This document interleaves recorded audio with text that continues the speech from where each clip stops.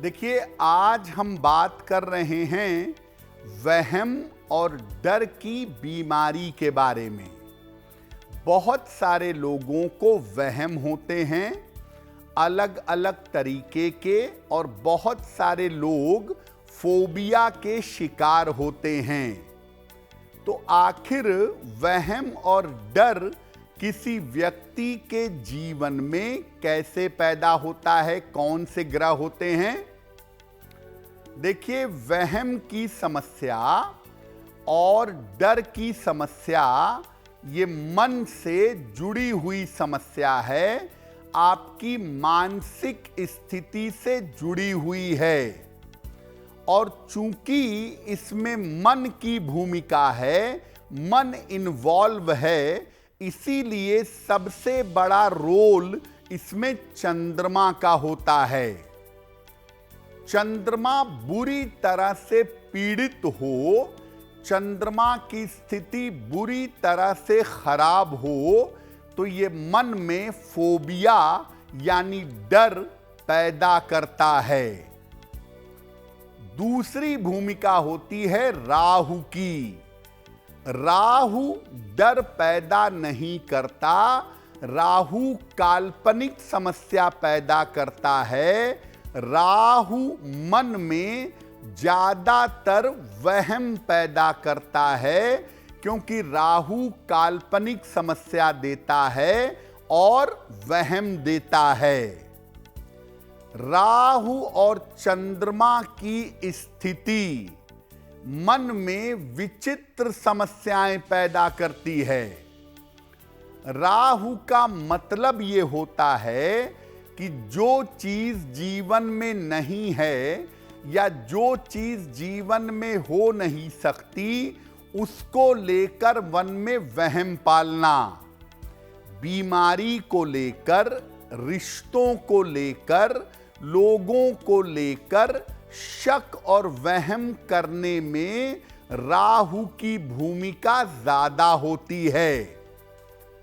और कुछ और ग्रह होते हैं जो मन में फोबिया और डर पैदा करते हैं। देखिए, वहम होना एक अलग बात है और मन में फोबिया होना, मन में डर होना एक अलग बात है। डर की भूमिका जीवन में कब ज्यादा होती है, कब व्यक्ति डरता है? चंद्रमा अगर बहुत कमजोर होगा कुंडली में, तो आपके मन में डर पैदा होगा। ऊंचाई का डर, पानी का डर, सांप का डर, बहुत सारे तरीके का डर मन में पैदा हो सकता है।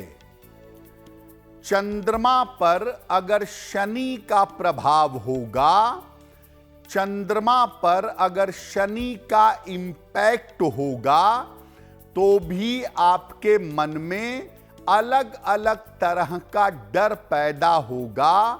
बीमारी का, मृत्यु का, अलग अलग तरह का भय पैदा होता है। अगर कुंडली में चंद्रमा खराब है और चंद्रमा की दशा चलने लगे, तो ऐसी दशा में भी व्यक्ति के मन में डर पैदा होता है। कुंडली में अगर चंद्रमा और केतु का संबंध बन जाए, चंद्रमा और केतु एक साथ हों अगर कुंडली में, तो फोबिया होने की, डर होने की संभावना बहुत प्रबल होती है। ऐसे लोग बहुत जल्दी फोबिया के और डर के शिकार हो जाते हैं। जिन लोगों का जन्म मूलांक 4 होता है, 7 होता है या 8 होता है, ऐसे लोगों के मन में भी डर होने की, डर आने की संभावना ज्यादा होती है। चंद्रमा जितना ज्यादा खराब होगा, मन में डर, मन में भय उतना ही ज्यादा पैदा होगा।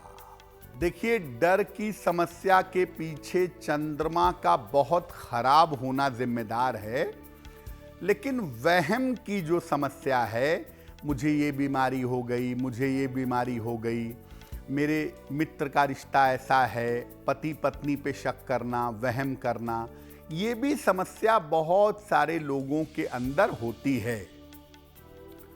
वहम की समस्या कब जीवन में आती है?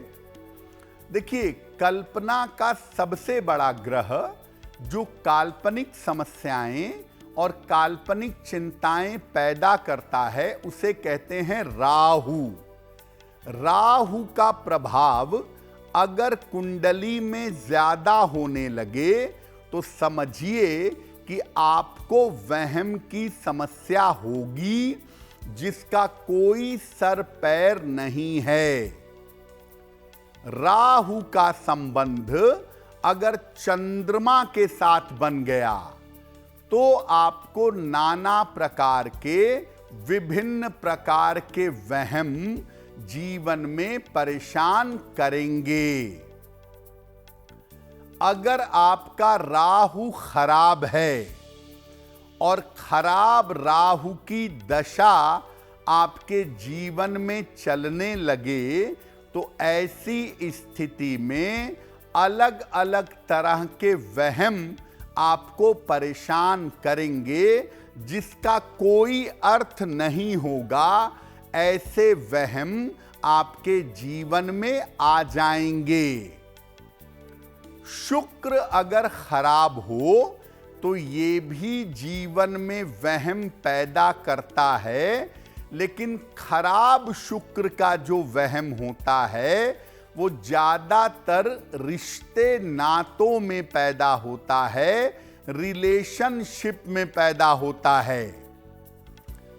जिन लोगों का जन्म संध्या काल में होता है, स्वाभाविक रूप से उनका सूर्य कमजोर होता है, और अगर सूर्य ज्यादा कमजोर होता है तो ये मन को कमजोर करता है, कॉन्फिडेंस को घटाता है, और इसलिए मन में वहम पैदा होता है।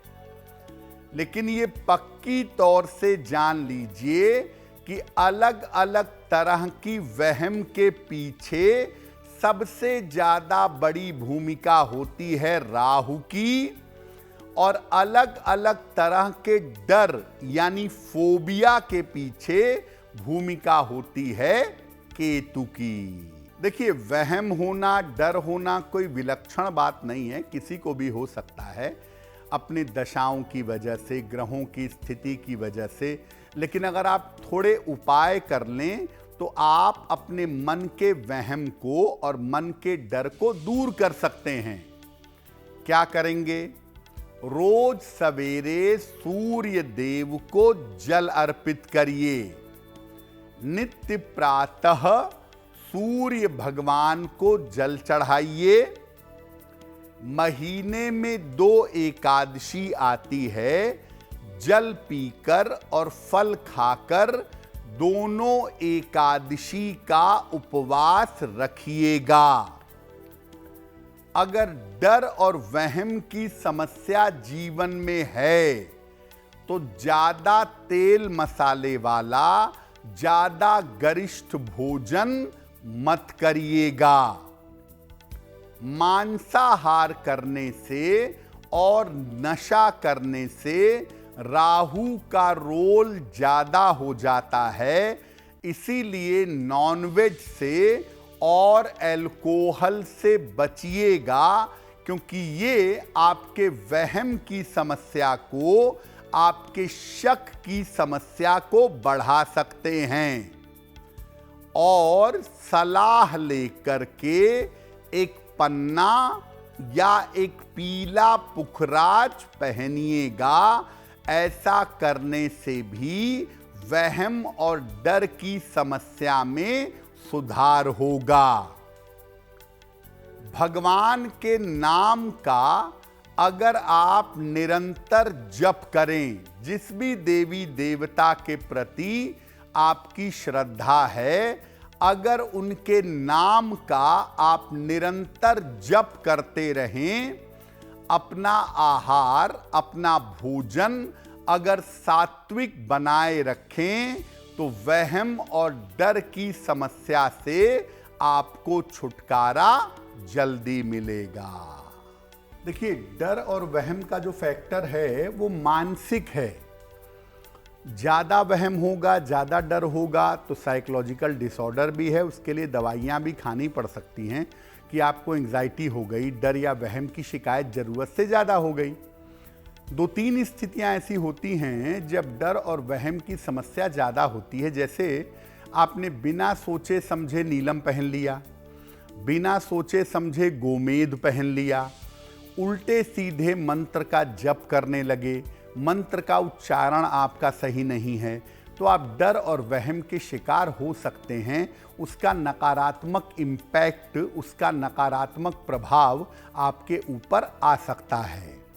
और एक बात और भी है, अगर आपकी शनि की 7.5 या ढैया उतर रही हो, उस समय आपको अपने आचरण का, अपने व्यवहार का, अपने आहार का बहुत ध्यान रखना होगा, क्योंकि शनि की 7.5 या ढैया उतरते समय वहम की या डर की शिकायत सबसे ज़्यादा होती है।